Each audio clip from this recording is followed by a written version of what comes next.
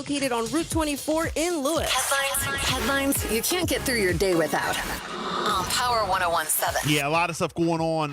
The game last night, the football game, was it as bad as you thought? Yeah. Okay. Yeah, I didn't do steak and lobster, but we did Bobby's. The Bobby sub. Oh, the stuffing, the cranberry. Yeah, we did that. You made your own or from where? No, I went and got it from Casapolis. We got hoagies last night. You did? Yeah, from Southside. Okay. So, good. Good. Great. Yeah. No, it was perfect. Perfect fall feast. Okay. Well, it was an interesting game last night.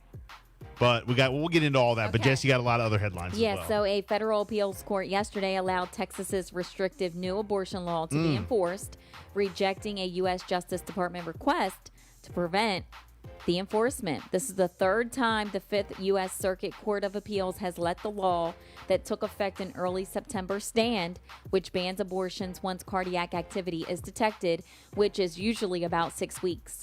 The Justice Department has the option of appealing to the Supreme Court, but the High Court also recently allowed the law to stand as the court case against it proceeds. The law has so far evaded being struck down because of the unusual enforcement mechanism Texas set up, in which private citizens can sue anyone who provides an abortion or helps someone obtain one. Wow. Yep. I thought it would be So the appeals reversed. court again allows Texas to enforce the restrictive abortion law. Well, just like you said last time we talked about it, Texas figured out a way to make abortions illegal. Yep. They Wow. did. Yeah. So they're going to ban abortions once cardiac activity is detected. Again, that's around 6 weeks. All right. Craziness. Also, an outside panel of advisors to the Food and Drug Administration recommended yesterday that some Americans who got Moderna's COVID-19 vaccine at least 6 weeks ago should get a booster. But the boosters will be a half dose. Those eligible would be the same groups that health regulators last month recommended for the Pfizer booster: seniors and younger adults with health problems, jobs, or living situations that put them at higher risk. Wait, did you say 6 weeks? So the FDA I thought it was advisory 8 months panel later. recommends Moderna boosters for some Americans who got Moderna's COVID-19 vaccine at least 6 weeks ago should get a booster. That's what's written here. But it's only approved now for the older, because I guess of the limited It's the amount. advisory panel recommending it. Doesn't say that they're going to do it yet, but it'll be a half dose. I'm But pretty then sure eventually it's it'll be gonna the go boosters through. will be open for everybody. Yeah. But it's 6 Yes, weeks. right now it's just for certain groups. So not 8 months, 6 weeks. Yeah. Oh, okay. Yeah. All right. Well, it looks like we need to go get our booster. There you go. Booster time. I do what now? It's time for our booster, kids. Yes, it's been 6. I thought it was 8 months now. Now it's 6 weeks. No, you're good to go. Okay. All right. An unexpected court hearing was scheduled yesterday in Florida in the case of Nicholas Cruz, who's accused in the February 2018 mass shooting at the Marjorie Stoneman Douglas High School in Parkland, in which 17 people were killed. The purpose wasn't described for the hearing, but there's a local station there reporting that Cruz will plead guilty to all 17 counts of murder, as well as 17 counts of attempted murder. And if that happens, a jury would still decide whether the 23-year-old faces the death penalty or life in prison. Also, former President Bill Clinton was hospitalized in California yesterday with a non-COVID infection. His spokesman said yesterday that he is 75 years old and he is on the mend. He's in good spirits and is incredibly thankful to the doctors, nurses, and staff providing him with excellent care. Another statement from the spokesman cited 2 doctors who said that they gave him antibiotics and fluids at the University of California Irvine Medical Center, and that his white blood cell count is trending down and he is responding to antibiotics very well. Okay. The Clinton Foundation spokesman said that Clinton has been in Los Angeles in that area for private events related to different charities. Okay? And here locally, a crash. This is a sad, sad situation.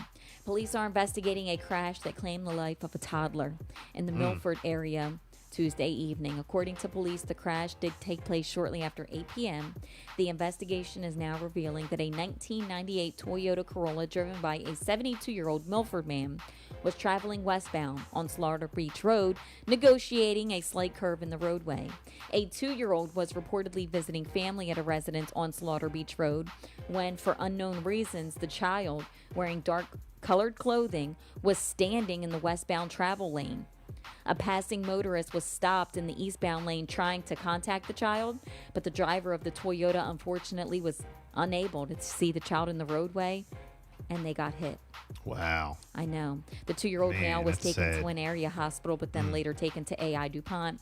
The child did pass away on their way to Nemours. Identification is pending notification of next of kin, and the 72-year-old driver was not injured, but the roadway was closed for approximately 3 hours.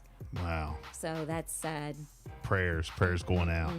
And then in Federalsburg, I don't know if you heard about this, but they decided to change the Halloween age restriction after receiving lots of pushback. They tried to do what? What did what now? Yeah, the town of Federalsburg, they have to reverse its guidelines regarding how old a child can be to participate in the town's trick-or-treating event on Halloween night. They got age restrictions? They received a lot of backlash because they made an announcement for their policy. So what's that the if oldest? they were over 12, they could not participate. Over 12? A 13-year-old can't go Now they trick-or-treating? voted. What? It's going to be reversed in response to Oh. the backlash. So how old? And, many people are coming forward saying the kids have Heartless. been through enough. Right. Let them go If trick-or-treat. they're over the age of 12, they can participate. Now, I remember back in the day when trick-or-treating used to be big growing up, like in West Ocean City. Yeah.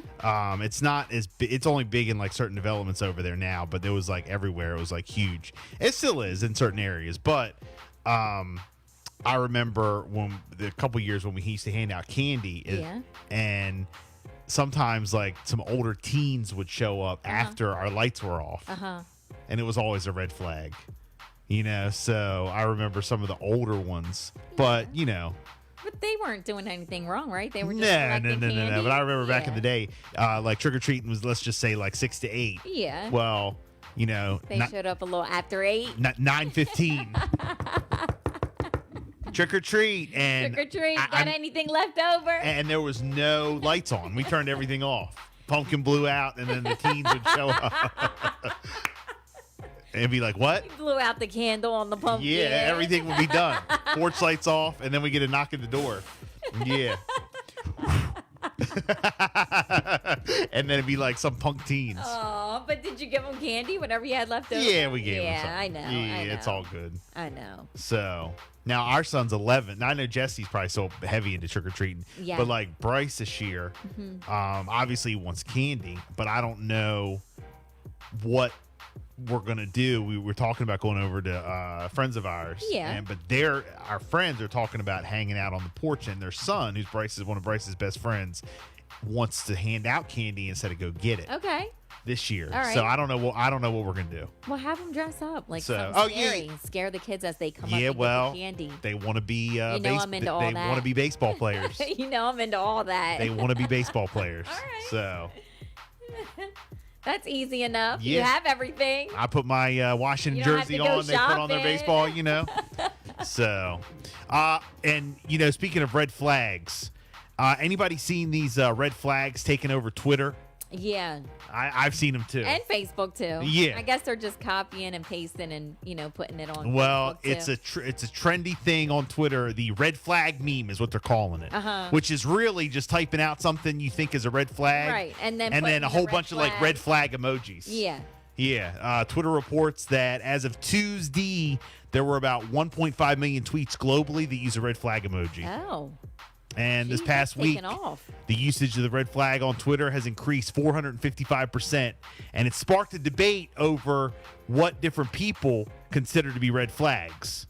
So that's, like a thing. But Twitter, for example, Twitter put out a tweet. Because Okay. Twitter is on Twitter. Yeah. And it says, I'm not on Twitter. Red flag, That's a red flag. red flag. That's a red Yeah. flag. So if you see the red flag emojis, it's just a thing. It's trending. So, 6:50. It is the Bill and Jessica show. A lot of good sports going on. We'll get into it next. Here's Pop Smoke. Good morning.